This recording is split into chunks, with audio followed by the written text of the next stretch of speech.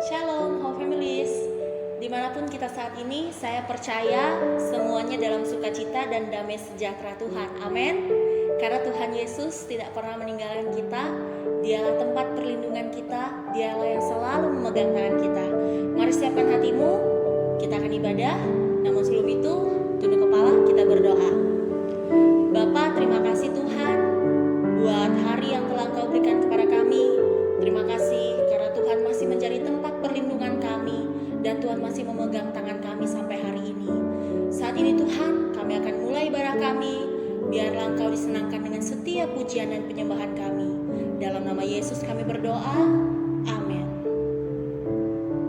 Mari kita angkat pujian ini.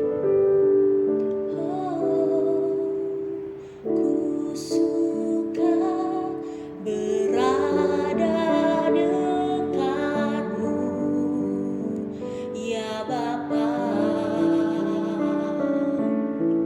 tempat perlindungan yang teguh.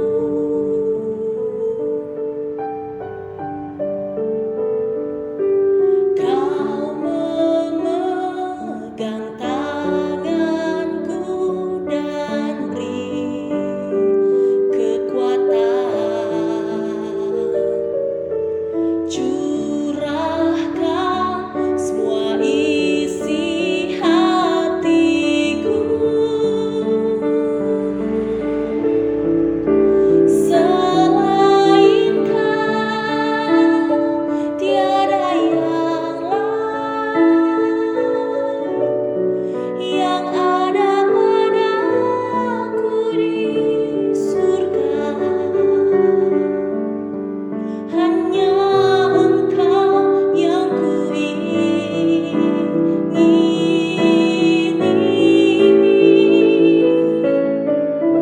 sekalipun dagingku dan hatiku habis lenyap. Kaulah Allah bagianku selamanya.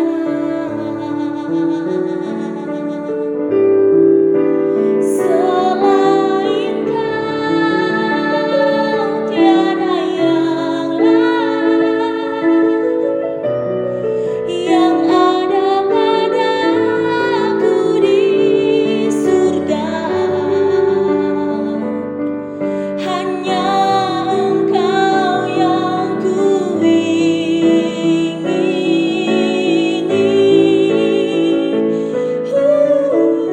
sekalipun dagingku dan hatiku habis lenyap. Kaulah Allah bagianku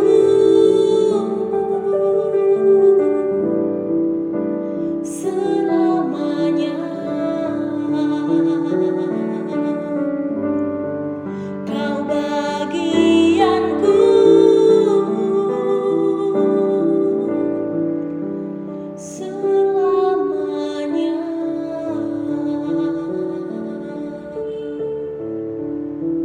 Mari bawa syukurmu kepada Tuhan.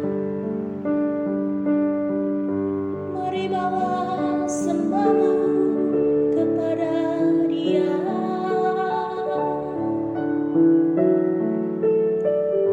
Nyatakan syukurmu, Yesus, Yesus. Kau tempat perlindungan,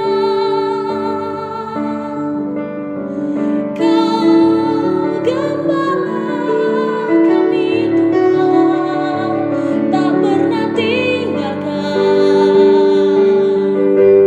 tak pernah biarkan ku sendiri. Kami bersyukur punya Engkau Tuhan. Kami bersyukur mengenalmu Tuhan.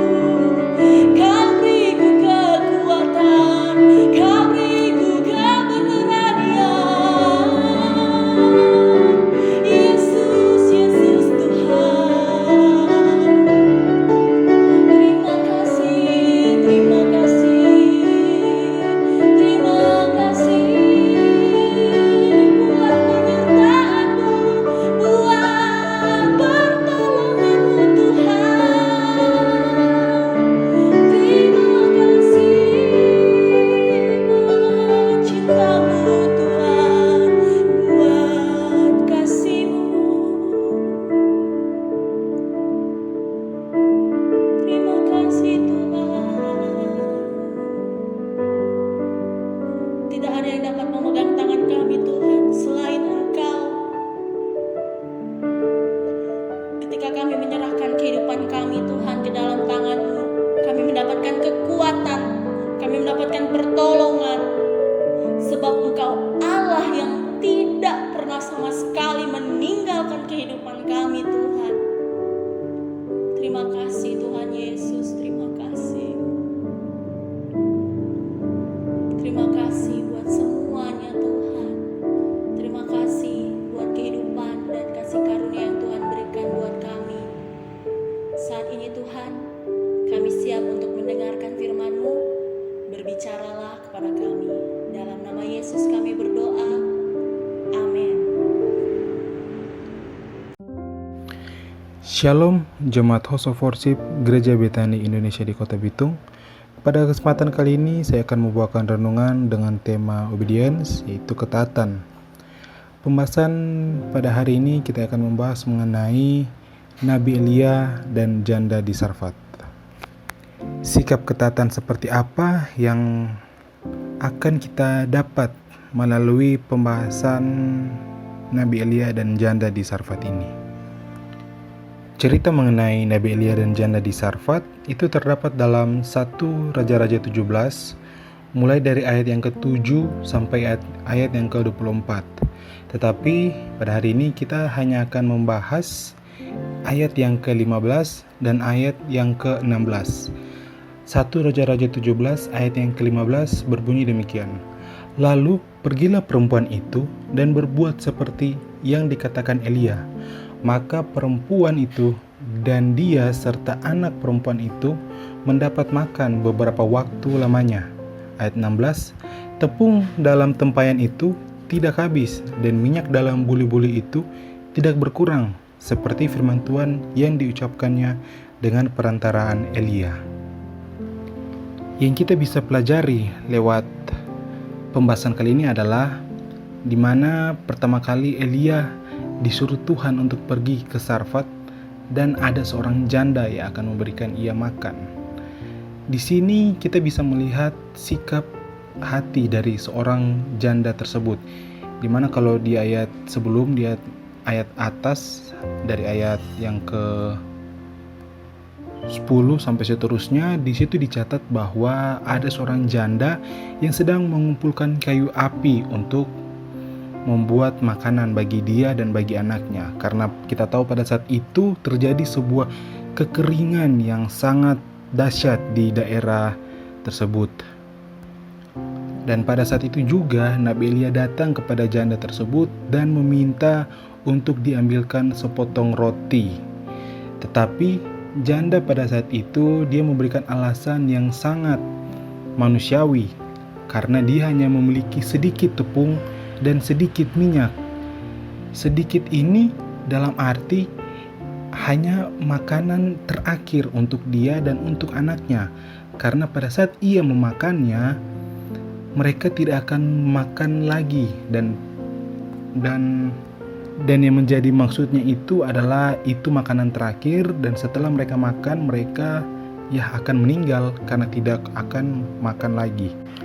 Tetapi apa yang diperbuat oleh seorang janda di Sarfat ini? Apakah dia tidak melakukan apa yang diperintahkan Elia dengan dia tetap berpegang pada prinsipnya, atau ia melakukan seperti apa yang dikatakan Elia dengan resiko ia dan anaknya akan kekurangan makanan? Tetapi disinilah sikap ketaatan yang diperlihatkan oleh janda di Sarfat ini. Di ayat yang ke-15 di situ sangat jelas dikatakan bahwa pergilah perempuan itu dan berbuat seperti yang dikatakan Elia. Pergi, ada sebuah sikap ketundukan ketaatan yang diperlihatkan oleh seorang janda di Sarfat, seorang yang bukan menyembah Tuhan Allah Israel, tetapi kita bisa mempelajari bahwa ada sikap ketundukan yang sangat luar biasa yang kita bisa lihat oleh janda di Sarfat ini. Dan apa yang menjadi hasil dari ketaatan janda di Sarfat ini adalah di ayat yang ke-16, tepung dalam tempayan itu tidak habis dan minyak dalam buli-buli itu tidak berkurang, seperti firman Tuhan yang diucapkannya dengan perantaraan Elia. Di balik sebuah ketaatan, ada berkat Tuhan yang telah Tuhan sediakan untuk para umat-umatnya yang setia melakukan apa yang menjadi kehendak Tuhan dalam hidupnya. Mungkin secara manusiawi janda itu hanya memiliki sedikit makanan dan itu adalah makanan terakhir. Tetapi pada saat dia taat dan tunduk melakukan apa yang menjadi perintah Tuhan lewat perantaraan Nabi Elia, makanan yang seharusnya menjadi makanan terakhir itu menjadi berkat buat diri janda tersebut dan berkat buat anaknya, sehingga mereka berdua berkelimpahan dan memiliki begitu sisa-sisa makanan yang begitu banyak untuk meneruskan kelangsungan hidup mereka di tengah-tengah situasi yang begitu sukar pada zaman itu. Pelajaran apa yang kita bisa petik dari peristiwa ini? Ketaatan janda yang sangat luar biasa terhadap apa yang menjadi kehendak Tuhan yang disampaikan oleh Elia, di mana ia melakukan segala yang dikatakan oleh Elia, dan perempuan itu mendapatkan mujizat Tuhan yang sangat dahsyat dan ajaib. Ia dan anaknya dan Elia mendapat makan di tengah-tengah bencana kekeringan dan kelaparan yang melanda di seluruh negeri itu. Jika kita aplikasikan kehidupan kita sehari-hari, kita akan mendapati bahwa tidak semua hamba Tuhan, gembala, dan semua pelayan Tuhan adalah orang-orang yang berkecukupan. Ada di antara mereka yang justru sangat memerlukan bantuan, terutamanya dalam pelayanan firman Tuhan. Mungkin secara dunia, di antara kita bukanlah orang-orang yang kaya, yang berkelimpahan harta dan juga uang. Namun yang harus kita percaya adalah meskipun kita tidak berkelimpahan harta benda secara duniawi, namun kita berkelimpahan kekayaan, ketaatan, kasih, dan belas kasihan. Oleh sebab itu, sikap seperti inilah yang Tuhan inginkan dari setiap anak-anak Tuhan, agar dalam kehidupan kita hanya terus bergantung dan berharap kepada Tuhan. Jadi, biarlah firman Tuhan di hari ini bisa memberikan sebuah pengajaran, pengertian, dan pemahaman yang lebih lagi untuk kita dapat melakukan sikap taat dan tunduk. Karena percayalah bahwa saat kita tunduk dan taat melakukan apa yang menjadi firman Tuhan, Tuhan akan menghitungkan itu semua dan Tuhan akan membuat mujizat dalam kehidupan kita. Sekian renungan di hari ini, biarlah menjadi berkat buat kita semua. Amin. Kita berdoa. Ya Tuhan, terima kasih buat pembelajaran-Mu yang singkat di hari ini. Kiranya Tuhan lewat perenungan mengenai ketaatan, kami ya Bapa dapat melakukan semua yang menjadi kehendak Tuhan dalam kehidupan kami.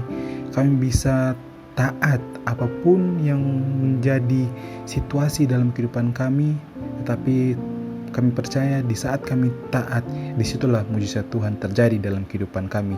Karena kami percaya Tuhan tidak akan membiarkan anak-anak Tuhan hidup dalam kekurangan, tetapi Tuhan akan memberikan kelimpahan pada saat kami melakukan dengan baik apa yang menjadi kehendak Engkau dalam kehidupan kami. Di dalam nama Tuhan Yesus kami berdoa dan mengucap syukur. Haleluya.